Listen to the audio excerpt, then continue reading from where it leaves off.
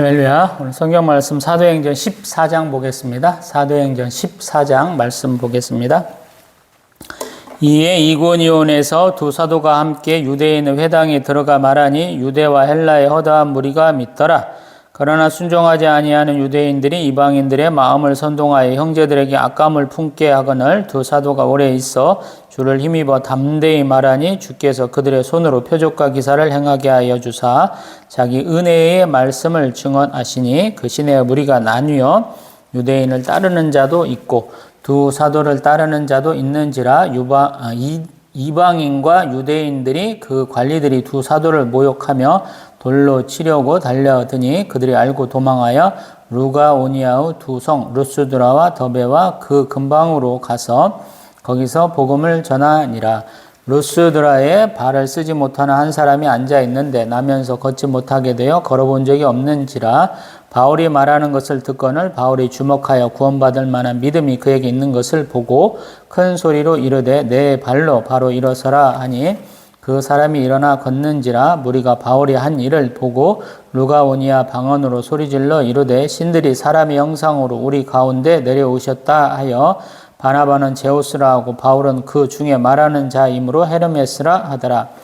시위에 제우스 신당의 제사장이 소와 화환들을 가지고 대문 앞에 와서 무리와 함께 제사하고자 하니 두 사도 바나바와 바울이 듣고 옷을 찢고 무리 가운데 뛰어 들어가서 소리질러 이르되 여러분이여 어찌하여 이러한 일을 하느냐. 우리도 여러분과 같은 성정을 가진 사람이라. 여러분에게 복음을 전하는 것은 이런 헛된 일을 버리고 천지와 바다와 그 가운데 만물을 지으시고 살아계신 하나님께로 돌아오게 함이라.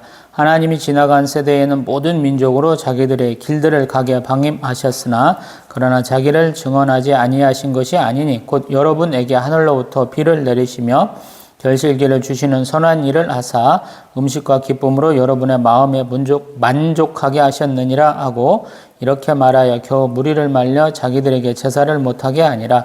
유대인들이 안디옥과 이고니온에서 와서 무리를 충동하니 그들이 돌로 바울을 쳐서 죽은 줄로 알고 시외로 끌어내치니라. 제자들이 둘러섰을 때에 바울이 일어나 그 성에 들어갔다가 이튿날 바나바와 함께 더베로 가서 복음을 그 성에서 전하여 많은 사람을 제자로 삼고 루스드라와 이고니온과 안디옥으로 돌아가서 제자들의 마음을 굳게 하여 이 믿음에 머물러 있으라 권하고 또 우리가 하나님의 나라에 들어가려면 많은 환난을 겪어야 할 것이라 하고 각 교회에서 장로들을 택하여 금식 기도하며 그들이 믿는 주께 그들을 위탁하고 비시디아 가운데로 지나서 밤빌리아에 이르러 말씀을 버가에서 전하고 아탈리아로 내려가서 거기서 배 타고 안디옥에 이르니 이곳은 두 사도가 이룬 그 일을 위하여 전에 하나님의 은혜에 부탁하던 곳이라. 그들이 이르러 교회를 모아 하나님이 함께 행하신 모든 일과 이방인들에게 믿음의 문을 여신 것을 보고하고 제자들과 함께 오래 있으니라. 아멘. 할렐루야. 우리 사도행전 14장은 우리 13장은 우리 바나바와 우리 바울 사도가 1차 선교여행 출발했던 상황을 얘기를 했던 것이죠. 그리고 연속해서 14장도 1차 선교여행의 후반부쯤에 해당하는 얘기를 하고 있습니다. 그들이 육지에서 구브로섬에서 육지에 이르러서 복음을 증거했는데 그 말씀이 굉장히 퍼져가 가지고 그들 가운데 좀 분란을 일으키는 장면까지 보았었어요. 그러고 나서 지금 바나바 바울이 또 다른 곳으로 이동해서 연속해서 우리 복음을 증거하는 것들을 보고 있습니다. 우리가 잠깐 지형 지문을 잠깐 소개를 하면 터키하고 지금 시리아 이라크 지역에서는 산맥이 있어요. 그래서 산맥으로 이렇게 나눠져 있거든요. 그래서 지금 안디옥 교회에서 출발해서 구브로섬으로 갔다가 산맥으로 가로지른 지금 서편, 지금의 터키 땅에 가서 복음을 증거해서 그들이 쭉쭉쭉 나가서 산맥 근처까지 갔다가 거기서 다시 되짚어서 돌아오는 과정이에요. 2차 선교여행 때에는 그 산맥 가운데 지나갈 수 있는 회랑이 있어요. 육지로 연결되는 곳이 있거든요. 그래서 그 회랑을 지나서 1차 선교여행 때 갔던 곳으로 가는 모습이 있거든요. 그래서 지금 사람들이 바나바하고 바울 사도가 복음 증거할 때 옆에서 쉽게 들을 수 있는 거예요. 왜? 가까운 지역에 있으니까 자꾸 들어갖고 이렇게 쫓아온다. 이런 기본적인 생각을 가지고 보시면 더 쉽지 않을까 봅니다. 우리 14장. 이고니온에서 두 사도가 함께 유대인의 회당에 들어가 말하니 유대와 헬라의 허다한 무리가 믿더라. 아멘. 이분들은 항상 회당 사역이 중심이 된다라고 말씀드려 봤어요. 우리 이방인의 사도다 그러는데 이방인 가운데는 특별하게 유대교에 관심이 있는 분들이 많았던 것 같아요. 그래서 도시 사역의 한 일환으로서 유대교 회당에 가서 항상 말씀을 증거하는 것이고요. 그 당시 관례처럼 외부에서 온 사람들이 좀 성경에 대해서 박식해 보이면 그들에게 말씀을 청하는 것이 어떤 관습과도 같은 것이어서 우리 바나바 사도나 바울 사도가 말씀을 증거할 때 많은 사람들이 너희들 좋은 말씀 있으면 해봐 이렇게 권하는 모습들이 많이 있겠다라고 우리가 좀 보면 더 쉽지 않을까 싶습니다. 그러나 반대로 또 2절 순종하지 아니하는 유대인들이 있다라는 거예요. 지금 바나바 사도하고 바울 사도가 증거하는 복음에 대해서 반감이 있는 분들이 있다라는 거예요. 왜? 이 사람들은 우리 예수님께서 비판하시던 우리 바리새인들, 서기관들과 같은 모습이에요. 이 믿음을 통해서 다 같이 하나님 믿고 복을 받자, 구원받자라는 그런 견해도 있지만 자기는 선택받은 백성이기 때문에 너희는 이류에 해당하는 사람이야. 좀 이렇게 율법으로 억압을 해서 조금 그들을 통해서 자기가 조금 높은 위치에 있으려고 하는 이익을 취하려고 하는 경향이 좀 있거든요. 그래서 이렇게 좀 반감이 많은 거예요. 그래서 이방인들의 마음을 선동했다라고 그래요. 그래서 악감정을 가지고 있는 거죠. 우리도 전도해 보면 조금 악감정 가진 사람들이 많이 있죠. 전 세계에 지금 수많은 선교사님들 나가셔가지고 복음을 증거하기 때문에 일정 부분 알고 있는 분들이 대부분 있죠. 그러나 그분들이 그것을 그냥 하는 갑다 하는 사람도 있지만 아예 악감정을 가지고 너네를 가만두지 않겠어 이런 부분도 있잖아요. 지금 그러한 형세인 것 같아요. 그러나 3절 두 사도가 오래 있어 주를 힘입어 담대히 말했다라는 거예요. 우리 선교사님들 참 목숨 걸고 사역하시는데 그런 것 같다라는 거예요. 반대가 많아요. 악감정을 가진 게 느껴져요. 그럼에도 불구하고 오랫동안 담대하게 말하니까 주께서 그들의 손으로 표적과 기사를 행하게 하여 자기 은혜의 말씀을 증언하셨다라는 거예요. 항상 전도가 이렇게 말로만 되는 것이 아니고 여기 나오는 것처럼 표적과 기사가 따르면 더 잘 믿게 되는 것이죠. 저희도 마찬가지고 교회에 왔어요. 근데 자기가 여태까지 해결 못했던 문제들이 해결되면 더 빨리 정착하게 되죠. 특별하게 아픈 분이라든가 경제적 문제가 많다든가 이런 분들이 좀 해결되는 상황들이 많이 있죠. 우리 개별적인 교회에 따라서는 더 많은 우리 선례가 있겠습니다만 넘어갑니다. 4절 그러므로 인해서 표적과 기사에 의해서 은혜를 온전히 받은 사람들, 온전히 믿은 사람들과 또 믿지 않는 사람들, 유대인을 따르는 무리에 있어서 이렇게 두 부류로 나뉘었다라는 것이죠. 당연한 것이죠. 우리도 복음이면 만족해, 하나님 한 분이면 만족해 하는 사람과 또 하나님 주시는 은혜와 축복이 더 많아야 돼라는 부류가 많잖아요. 그래서 여기서도 너무 당연한 거예요. 소위 말해서 반대급부를 원하는 사람, 축복을 바라고 온 사람들과 아닌 사람들이 조금 나눠줄 수 있겠죠. 그래서 5절에 보니까 이방인, 유대인 그 관리들이 두 사도를 모욕하고 돌로 치려고 달려들었다. 이 투속형이 좀 원시적이면서도 좀 폭력적이고 보편화되어 있어요. 왜냐하면 돌을 던지면 누가 던지는지 모르기 때문에. 쉽게 말해서. 이런 일이 굉장히 많아요. 지금도 이슬람권에서는 이런 짓 많이 하죠. 대한민국에서도 돌 던지는 일이 가끔씩 있잖아요. 모르는 차량에 돌 던진다. 뭐 위에서 낙하물이 떨어져갖고 누가 죽었다. 어쩌다 한 번씩 있잖아요. 인류의 어떤 가장 저변에 있는 방식 중에 하나인데 그걸로 죽이려고 그러니까 어떻게 하는 거야? 알고 도망했다라는 거. 그래서 옆 동네 루가오니아의 두성 루스드라와 더베와 그 근방으로 가서 복음 전했다라는 거예요. 이게 참 대단한 거죠. 생명의 위험을 느꼈어요. 근데 그들이 다시 올 수 있는 옆 동네에 가서 여전히 복음을 증거했다라는 거예요. 대한민국에서는 복음 증거한다고 이렇게까지 생명의 위협은 받지 않죠. 근데 이분들은 생명의 위협을 받으면서도 계속 복음을 증거했다라고 볼 수 있죠. 그리고 8절에서도 보면 루스드라에서도 지금 표적과 기사가 일어나는데 뭐라고 그러냐면 발을 쓰지 못하는 사람이 있었다라는 거예요. 그 사람은 나면서 걷지 못하게 되어 걸어본 적이 없는 선천적 장애를 가지신 분이다라고 얘기를 해요. 근데 바울이 이렇게 복음 증거하는 것을 이렇게 듣고 있는데 바울이 보니까 이분이 말씀을 이렇게 그냥 흘려듣는 말씀이 아니고 주목해서 참 심성이 잘 듣더라라는 거예요. 그래서 구원받은 믿음이 그에게 있는 것을 보고 큰 소리로 뭐라고 그러냐면 내 발로 바로 일어서라. 그러니까 그 사람이 일어나 걸었다라는 거예요. 이게 예수님이 공생의 기간 동안 행한 표적과 기사의 가장 보편적인 패턴이에요. 방식이에요. 예수를 믿는 믿음이 있어야 돼요. 그가 하는 이 복음의 자기가 굉장히 전적으로 신뢰하고 믿고 따라야 돼요. 회당에서 일어나라, 회중 가운데서 일어나라 그랬을 때 과감하게 일어날 줄 알아야 돼요. 믿음이 없으면 이런 거 안 되죠. 우리 주저하잖아, 믿음이 없으면. 근데 이분은 바로 일어섰다라는 거. 바로 일어서라 그러니까 바로 일어섰다 그러잖아요. 이게 참 놀라운 거예요.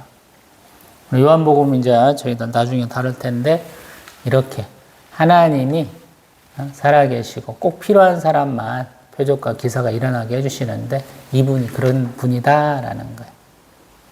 우리도 참 신기하잖아요. 여태까지 이렇게 예수 그리스도가 어떤 분이신지 증거하는 그 복음을 들어보지도 못한 사람이잖아요. 근데 이 나면서부터 일어나 걸어보지 못했다 이런 표현을 하는 사람은 이 사람은 누군가 대다 주면 그곳에서만 있다라는 것이거든요. 사람이 많이 다니는 곳에 있었겠죠. 소위 말해서 구걸이 나는 분이신데 지금 바울이 그 사람이 있는 곳에서 복음을 증거하는 것이고 그 사람은 눈을 동그랗게 뜨고 열심히 쳐다보고 듣고 끄덕끄덕 했다는 것이거든요. 참 저랬으면 좋겠다. 예수님 참 대단한 분이시다라고 믿었다는 거 아닙니까? 그래서 이렇게 앞에서 제가 이렇게 강대상에서 설교하다 보면 저는 지금 가정교회이기 때문에 저희 아들하고 사모만 보입니다만 예전에 부교육자 사용할 때 보면 수백 명 얼굴을 이렇게 볼 수 있죠. 근데 누가 집중하는 것도 다 드러나요. 처음에 막 덜덜 떨리고 막 마음의 안정이 필요하지만 그것도 한두 번이지. 수십 번, 수백 번 설교하다 보면 다 드러나거든요. 그러면 누가 집중하는지 알아요. 잘할 수 있습니다. 표정도 다 보여요. 바울이 그걸 주목해서 봤다라는 거예요. 수많은 사람들은 집중하지도 않고 지나갈 사람 지나가고 아이고 떠드는갑다 하고면서 얼굴 찡그리면서 듣는 사람도 있을 것이고 근데 이분은 아니다라는 거예요. 굉장히 주목해서 들었기 때문에 내가 말하면 이 사람이 그대로 할 것 같아 라고 지금 이심전심으로 딱 통해서 딱 일어나는 것이죠. 되게 이래요. 하나님이 나에게 이적과 표적과 기사를 일으켜 주셨으면 좋겠어요. 내 문제 해결해 주셨으면 좋겠어요. 라고 그러면 믿음이 있어야 돼요. 하나님한테 기도한 것이 왜 안 이루어지는가 보면 일단 나를 돌아봐야 돼. 수많은 사람들이 나에게 왜 이런 일이 일어나지 않을까? 그러면 주변 사람들한테 기도 부탁해놨는데 그분들이 나를 위해서 기도 안 해줬는갑다? 이 생각을 많이 하는데 아니에요. 나를 먼저 돌아보세요. 이렇게 제가 기독교에 입문한 지가 근 20년 다 되거든요. 본격적인 신앙생활을 35부터 했으니까. 근데 가끔씩 듣다 보면 제가 볼 때는 참 저에게 믿음의 본을 보여주신 분들인데 엉뚱한 얘기들 많이 하시더라고요. 그 사람은 나를 위해서 참 진실되게 기도해 주는 사람이야 이 얘기하더라고요. 근데 그분의 삶 가운데 표적과 이적과 기사가 일어나는데 왜 안 일어나느냐 그 부분으로 들어보면 내가 그러한 것을 받을 만한 믿음이 있는지 하나님 보시거든요. 중보기도는 많이 부탁하시는데 왜 안 이루어지냐고 하는 질문에 대한 답을 제가 한번 해보려고 그런 거예요. 개인적으로. 선천적 장애를 가지고 있거나 후천적 장애를 가지고 계시는 분들은 대부분 하나님 앞에 기도 열심히 할 거예요.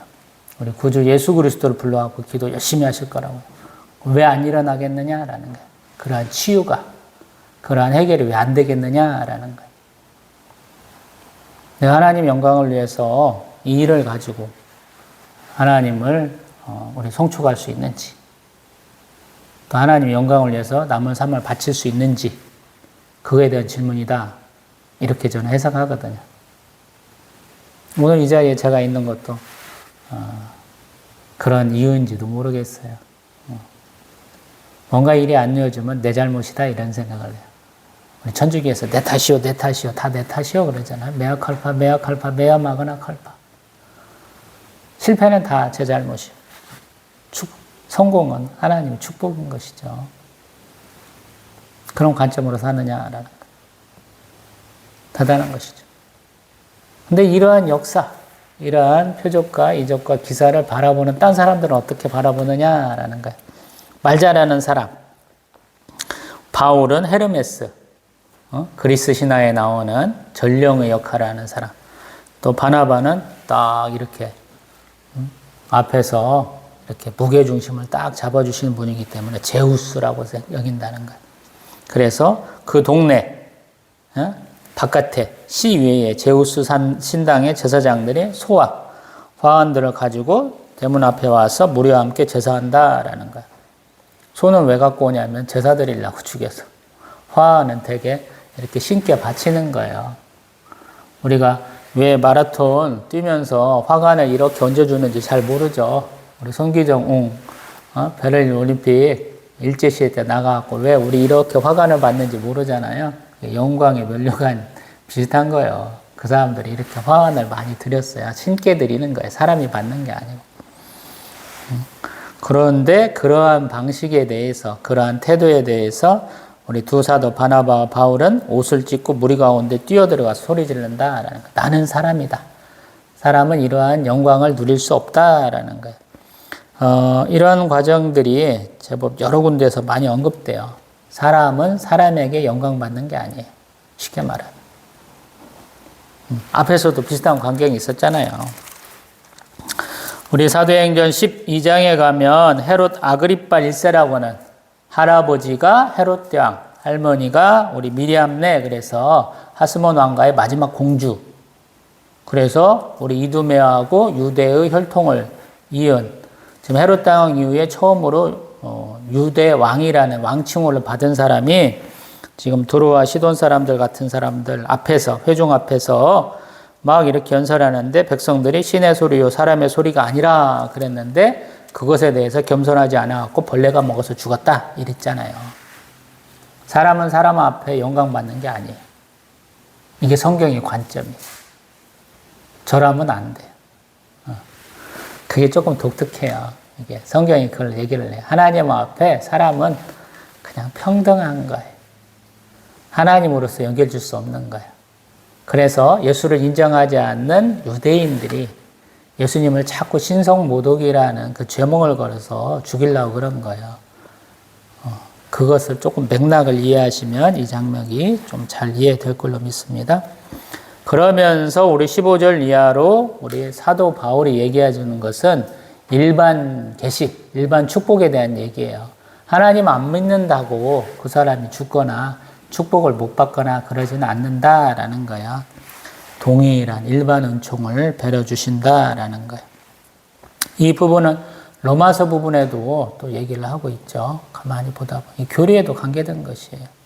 근데 이 부분이 과연 그 사람들에게 제대로 인식이 됐겠느냐라는 거예요. 어떤 분들은 이 부분을 조금 약하게 안 좋게 보시는 분도 있는데 사도들이 하는 것은 복음을 증거하는 거예요. 복음은 많은 사람들이 착각하고 있는데 예수만 증거하는 게 아니에요. 하나님이 어떤 분인가를 얘기하는 거예요. 제가 항상 입에 달고 살죠. 창조주, 심판주, 구세주, 섭리주 되신다고 하나님이. 그 하나님을 알아가는 과정이에요. 과학자들이 뭔가 잘한다고 자기의 어떤 지식을 갖고 얘기하잖아요. 근데 항상 과학은 어떻게 발전을 해요? 거인의 어깨에 서서 앞을 바라보는 거죠. 자기들 옆에 살아온 사람들 잘 몰랐어. 근데 오늘날 뭘 알게 됐어. 근데 후대의 사람은 내가 한 얘기하고 다른 얘기를 해요, 또. 과학, 기술, 문명이 그렇게 해서 발전돼 왔어요. 자기들이 자랑하던 거, 많은 것들이 달라지잖아요, 지금. 뭐, 물리학자들 똑똑하고, 뭐, 공학자들 똑똑한 것처럼 얘기 다 했지만, 전혀 다른 세상이 계속 펼쳐지잖아요. 우리 양자도약이라고 하는 불가능이 갑자기 가능한 수로 바뀌는 많은 것들이 있잖아요. 신학은 그것과는 좀 다른 거예요. 우리 어떤 과학, 미술, 문명으로 설명하는 것이 아니에요. 그래서 더 어려운 길이에요. 자, 19절도 보면 이러한 루스드라에서의 사역을 안디옥과 이고니온에서 온 사람들은 마땅치 않아 하는 거죠. 왜? 가까운 데 옆에 있으면 그 사람들에 의해서 영향을 받잖아요. 소문이 빠른 거예요.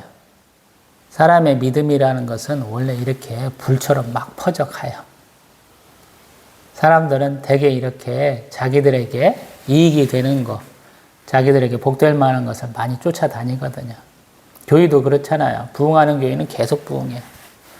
우리 맛집들 많은데 방송에 한 번 나와갖고 다니던 사람이 맛있어요. 그러면 그 맛집을 계속 찾아가갖고 그 집이 막 이렇게 더 번창하는 거랑 똑같아요. 손님이 끊임없이 드는 거랑 똑같아요. 여기도 마찬가지. 계속 껄끄러운 거예요. 바나바와 바울 사도가 있으면서 우리 하나님 나라 또 예수 그리스도를 증거하는 것이 마땅치 않은 것이죠. 그리고 저번에는 못했잖아요. 돌로 쳐 죽이는 걸 못했잖아요. 그러니까 이번에는 더 많은 무리가 와가지고 19절 보면 돌로 바울을 쳐서 죽은 줄도 알고 시외로 끌어내쳤다라는 거예요. 실제로 죽였다. 어떤 사람들은 신인 줄 아는데 나는 신이 아니야 하는 사람을 갖다가 돌로 쳐서 죽였다. 참 극적이죠. 20절 제자들이 둘러섰을 때에 바울이 일어나 그 성에 들어갔다가 이튿날 바나바와 함께 더베로 가더라. 아멘. 이족과 표적과 기사는 어떤 면에서 보면 복음을 증거하는 자에게도 일어나요. 제가 이렇게 약골이다 보니까 안 아픈 곳이 없어요. 가끔씩 저는 그렇게 기도합니다. 머리끝부터 발끝까지 간간하게 하옵소서. 두통도 많고 호흡기 질환도 잔뜩 있고 팔, 다리, 무릎, 어떤 때는 발뒤꿈치, 발바닥 안 아픈 데가 없어요. 계속 그렇게 돌아가면서 아프거든요. 그때마다 기도 참 많이 했어요. 아산에 처음 오니까 손목이 그렇게 아프더라고요. 지금 전도사님 오시는 분이 이렇게 맨소르담 그 냄새나는 거 발라주시고 기도해 주시니까 한 2, 3주 지나니까 낫더라고요. 참 감사한데. 그러고도 이비인후과 치료는 몇 년을 다녔는지 모르겠어요. 12, 13년 여기 있는 동안에 이비인후과는 거의 한 7, 8년을 지속적으로 다녔던 것 같아요. 계속 목이 아파. 혼자 기도하고 찬송하느라고 이 텅 빈 예배당에서 혼자 열심을 다해가지고 이비인후과 의사가 그 얘기도 하더라고요. 더 소리 지르면 당신 성대가 나간다고. 말도 이렇게 높낮이도 없이 평이하게 조금만 해야 된다고 그 얘기했어요. 저는 좀 무시하고 열심히 했죠. 아직도 살아있어요. 목소리 나오고요. 여기도 마찬가지. 바울과 바나바의 목숨을 살리신 하나님, 예수 그리스도가 됐어요. 왜?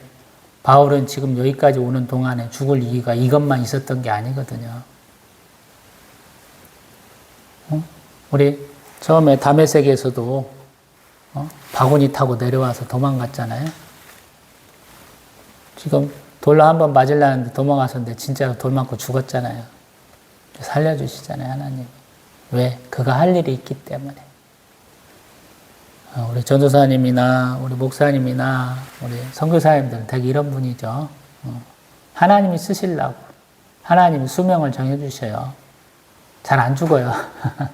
어떤 면에서 보면 믿음이 있는 한 하나님께 순종하고 하나님이 쓰실 만한 일들이 있는 이상 잘 죽지는 않아요. 그래서 스스로 걱정할 필요가 없어요. 계속 힘을 내면 됩니다. 움직일 수 있는 한 최선을 다하면 돼요. 바울 사도가 대단한 점이 이거예요. 죽다 살아났어요. 근데 그 죽은 장소에 한 번 더 가요. 마무리 지어야 된다라는 거. 두렵고 떨리거든요. 한번 거의 죽을 때까지 가신 분들은 알 거예요. 어떤 장소에서 사고가 났어요. 그럼 두렵거든요. 소위 말해서 트라우마가 있어요. 저는 교통사고를 통해서 그런 트라우마가 있었는데 제가 그 길을 지나지 않을 수가 없는 상황이 계속 됐었어요. 근데 전주 신시가지가 생기면서 제가 그런 걸 못 느끼게 그 앞이 싹 바뀌었어요. 제가 교통사고 났던데 어딘지 지금 몰라야잖아요. 바뀌었거든요. 대로가 팍 뚫려가지고. 바울도 마찬가지예요. 그걸 극복을 해내는 거예요. 안 좋은 추억이 있던데 자기에게 공포를 이길 수 있는 데는 스스로 찾아가서 해결하는 거예요. 이게 아마 믿음 있는 분들이 하기 힘든 행위예요. 우리도 똑같이 두려움이 있잖아요. 하나님 그 두려움을 잊게 하셔요. 왜? 주의 일을 하면서 그걸 잊는 거예요. 하나님이 우리에게 주시는 것은 되게 구약하고 똑같아요. 너 사내대장부처럼 일어나서 허리끈 묶고 일해라. 이런 말씀 많이 하시잖아요. 강하고 담대하라는 말씀 되게 많이 하시잖아요. 구약 읽다 보면.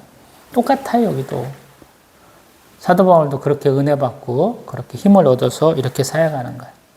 성령 충만함을 제발 좀 방언 그걸로만 하지 마시고 성령 충만함 받았으니까 죽었다가도 살아나고 자기에게 죽음과도 같은 고통을 주는 그 장소도 다시 방문해서 복음도 증거했다 이렇게 좀 해석을 해보세요.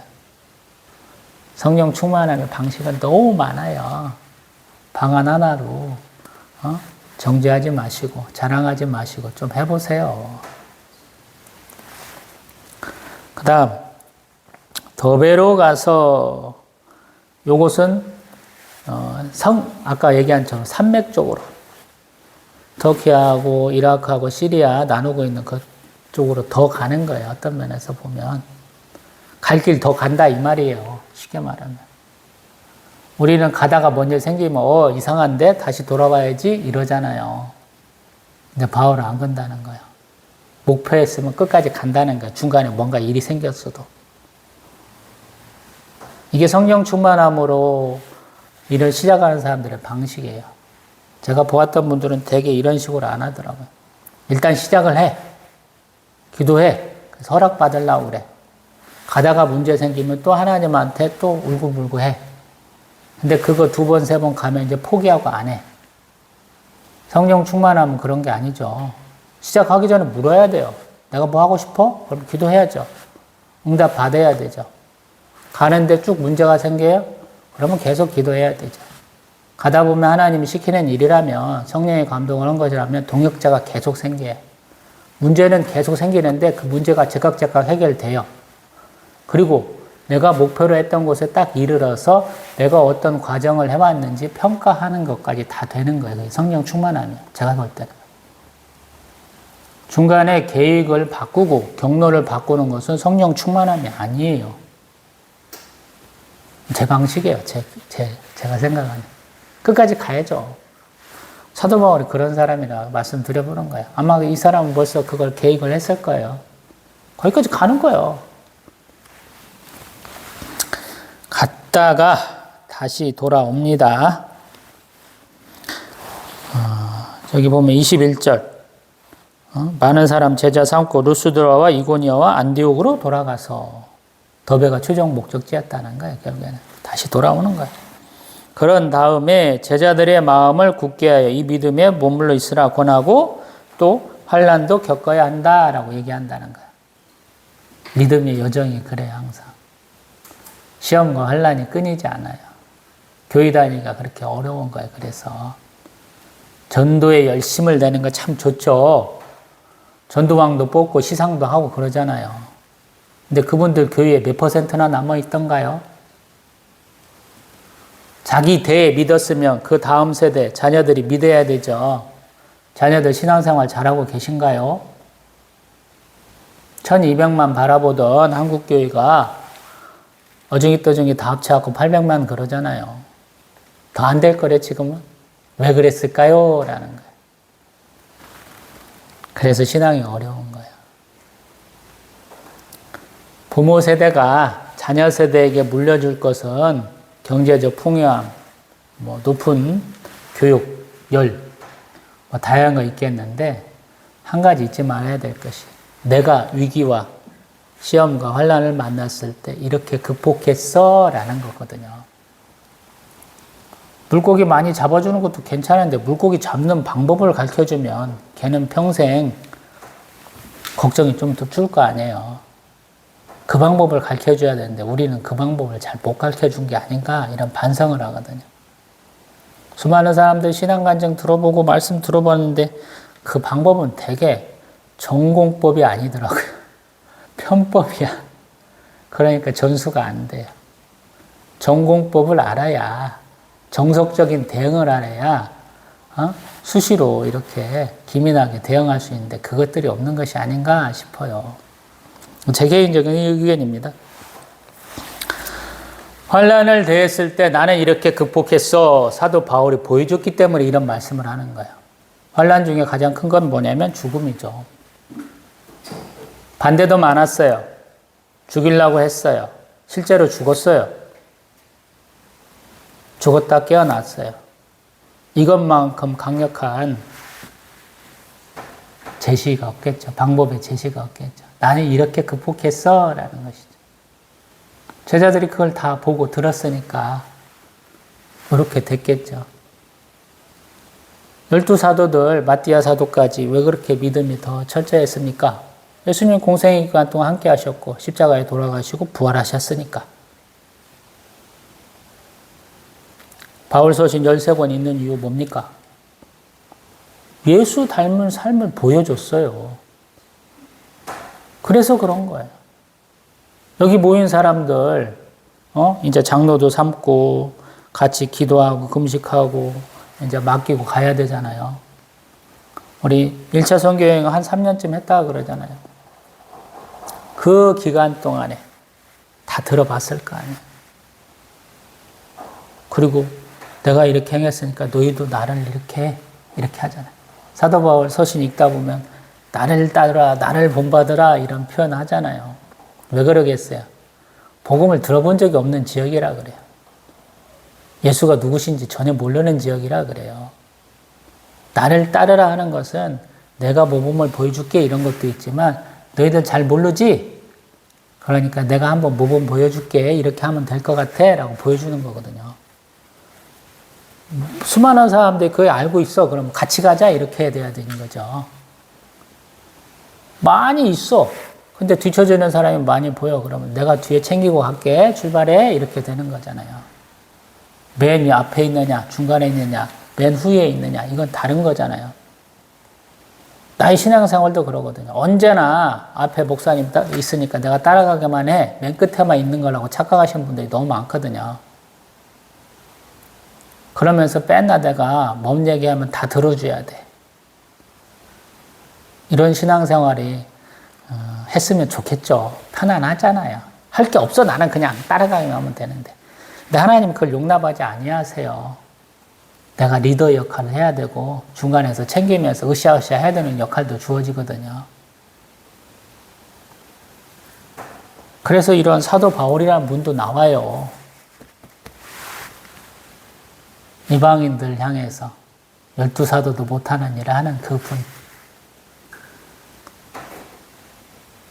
예수님이 직접 뽑은 건 아닌 거라고 일부에서는 막 거부하는데 나도 예수 그리스도의 종이야 이렇게 얘기하잖아요. 하나님 뽑으신 종이야 얘기하면서 이렇게 순교자의 각오로 하고 있기 때문에 그 많은 이방인들이 끄덕끄덕 하면서 쫓아오는 거잖아요.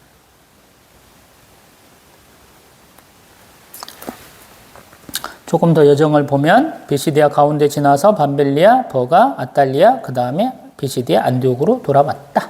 이렇게 표현하죠. 안디옥으로 돌아와서 자기 선교 보고하고 좀 쉬었다. 이렇게 얘기하고 있죠. 이만큼만 놓고 봅니다. 성경은 참 어려워요. 왜? 굉장히 함축적이에요. 사실을 기록한 게 아니에요. 사실에 대한 해석을 담고 있어요, 항상. 근데 그 당시 사람들하고 저희들하고 한 2000년쯤 떨어져 있어요. 그러니까 어려워요. 그 당시 사회, 경제, 문화에 대한 이해가 토대가 돼야 되는데 우리는 잘 몰라. 그리스 로마 신화 우리가 가끔씩 읽어갖고 뭔지 알잖아요. 근데 신화가 아니고 이 사람들한테는 삶이에요, 삶. 사회가 그렇게 이루어져 있어요. 왜 제우스 신당을 얘기하는지 우리는 이해 못 하잖아요. 그 사람들은 여기 가서 정기적으로 제사 드려야 돼요. 말하는 것도 이런 것과 관계도 있어요. 종교와 경제 활동이 여기랑 관계가 돼 있어요. 우리는 아니거든. 이게 이 말을 이해 못 하는 거예요, 사실은. 그래서 말씀을 교훈적으로만 받아들이는 게 아니고 좀 그 안에 젖어 들어봐야 돼요. 아, 이 말씀이 어떻게 이루어졌는가 봐야 된다는 거예요. 도시 구조 자체도 그리스 로마 문화는 여기에 젖어져 있어요. 석상을 세워도 신상을 그렇게 세운다는 거예요. 신상을 새기기 위해서 석공들이 있고 뭐가 예술가들이 있을 거 아니에요? 경제가 그렇게 돌아가요. 우리는 그런 관념은 없잖아요, 지금. 지금 바울 선교여행지 가본다고 가보면 다 터키거든요. 그거 제대로 남아있는 거 있나요? 없어요. 터키 뺐나요? 뭐 안 봐도 뻔해. 지진 많이 있는 지역, 이슬람에 서 많이 초토화된 지역 이렇게 되거든요. 그래서 말씀은 조금 내 안에서 심상으로 좀 그려낼 수 있어요. 그려내기 위해서는 조금 이 주인공에 가깝게 내 마음을 좀 둬야 돼요. 내가 사도 바울이나 바나바나 지금 나면서부터 못 걷게 된 사람이나 아니면 사도 바울에게 돈 떨어졌던 사람이거나 이렇게 좀 가깝게 진입을 해야, 접근을 해야 말씀의 은혜가 되는 것이죠. 그리고 그러한 마음을 가지고 21세기를 살아가고 있는 내 삶에 한번 적용을 해봐야 돼요. 그래서 성경을 많이 읽으려고 하지 마시고 저는 항상 천천히 읽으면서 내 삶에 이렇게 묵상 갖고 기도하라라고 말씀드려보고 있죠. 그래서 성경이 어렵고 신앙생활이 어려워요. 남들이 앞에서 막 좋은 얘기 막 해줘요. 위로도 해주고 칭찬도 해주고 축복도 해주고 다 해줘요. 좋죠. 얼마나 좋아요.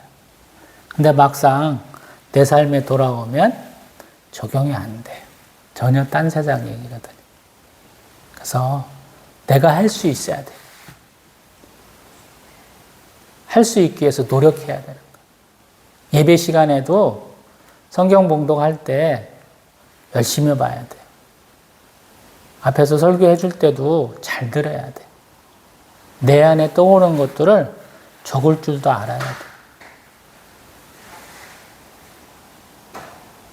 그리고 적은 거 가지고 한번 고민도 해봐야 돼요. 성경은 정확한 의도가 있어요. 목사님이 성도가 많으면 많을수록 가장 표준적인 모습을 뽑기 때문에 내가 가진 모습의 100분의 1, 1000분의 1밖에 안 될 때도 있어요. 어떤 면에서 보면. 저도 평균적인 체형이 아니에요. 팔이 이만큼 길어요. 어깨가 조금 넓기도 해요.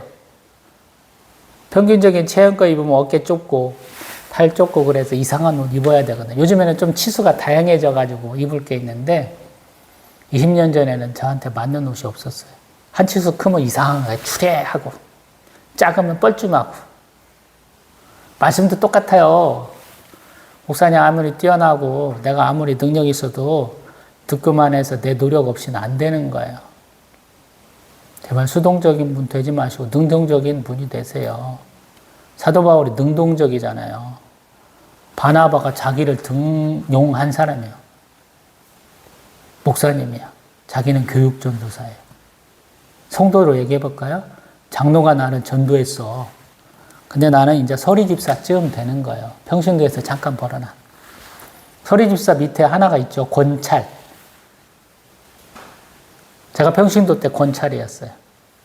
신방 다 따라다니고 교회 행사 다 하고 그러다가 신대원 가서 전도사 되고 이렇게 목사 되었어요. 저는 서리집사도 못 달고 이렇게 목사 된 사람이에요. 이런 사람 굉장히 드물 거예요. 특히 기독교 입문했으니 이런 경우잖아요. 노력하셔야 돼요. 21세기는 더더욱이나 이단이 너무 많아요. 복음을 복음답게 믿고 따르는 분들이 정말로 귀한 시대거든요. 우리에게 그래서 오늘 바울 사도가 있잖아요.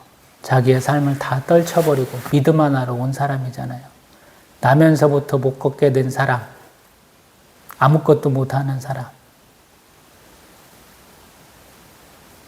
로마 시민권자고 가말리엘 밑에서 수학했고 대제사장하고도 안면 있는 바울하고는 전혀 다른 사람인 것 같지만 어떤 면에서 보면 저는 똑같다는 생각이 들어요. 믿음만이 그의 살 길이다라는 측면에서 바울이 살 길은 믿음밖에 없잖아요. 예수님을 박해한 사람이니까. 죽을 수밖에 없는 사람에게 예수님이 살 길을 열어주셨잖아요. 삶에 희망이 없는 선천적 장애자에게 바울은 희망을 주잖아요. 딱 한마디. 바로 일어서라. 바로 일어서니까 되잖아요. 일어서세요. 또 뵙겠습니다.